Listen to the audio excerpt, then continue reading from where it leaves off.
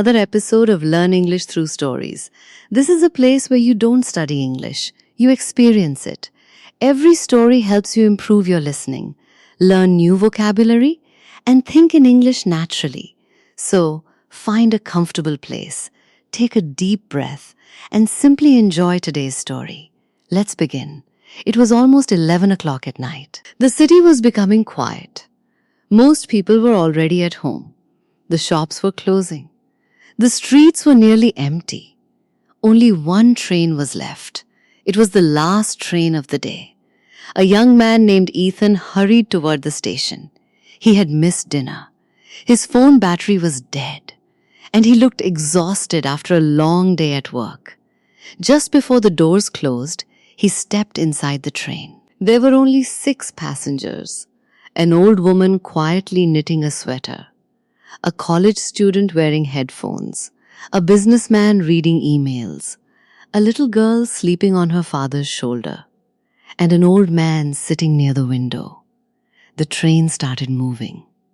Everyone remained silent. Outside, the rain gently touched the windows. The city lights slowly disappeared. Ethan sat down. He closed his eyes. For the first time that day, he felt peaceful. A few minutes later, the old man beside him smiled. "You look tired." Ethan smiled politely. "Yes, it has been a very long day." The old man nodded.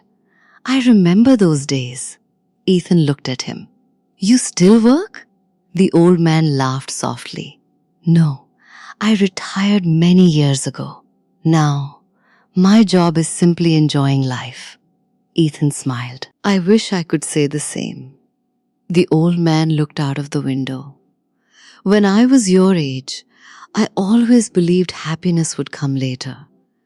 After the promotion, after buying a bigger house, after earning more money. But every year, I moved happiness further away. The train became quiet again. Only the sound of rain filled the air. After a few moments, the old man continued. "One day, my grandson asked me, 'Grandpa, what is your happiest memory?'" Ethan listened carefully. I wanted to tell him about my biggest business success, but something surprised me. The old man smiled. "My happiest memories were never about work. They were simple moments, having tea with my wife, walking with my son, watching the sunset, reading bedtime stories." He looked at Ethan. "I spent my whole life chasing big moments, but life was quietly happening in the small ones." Those words stayed in Ethan's mind.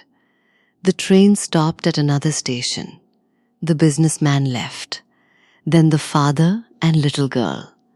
Soon, only Ethan and the old man remained. "Can I ask you something?" Ethan said. "Of course. If you could go back 20 years, what would you change?" The old man didn't answer immediately. He looked outside. The rain had stopped. Finally, he smiled. "I would come home earlier." Ethan felt something inside his heart. Every evening, he stayed late at the office. His parents often called. His friends invited him out. But he always replied, "I'm busy." The train reached the final station. The old man slowly stood up. Before leaving, he placed a small paper in Ethan's hand.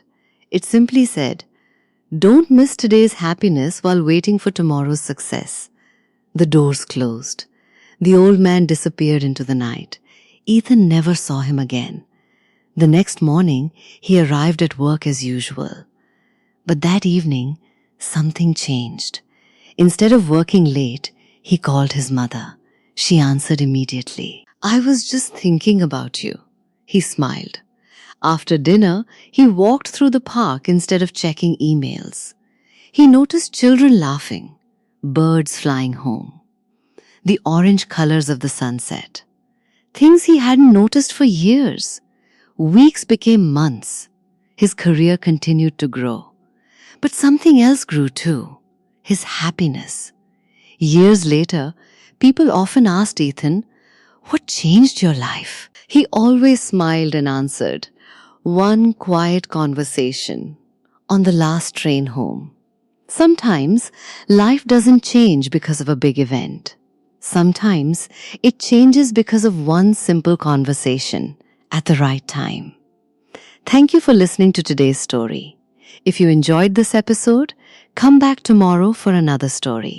Until next time, keep listening, keep learning, and let every story bring you one step closer to speaking English with confidence.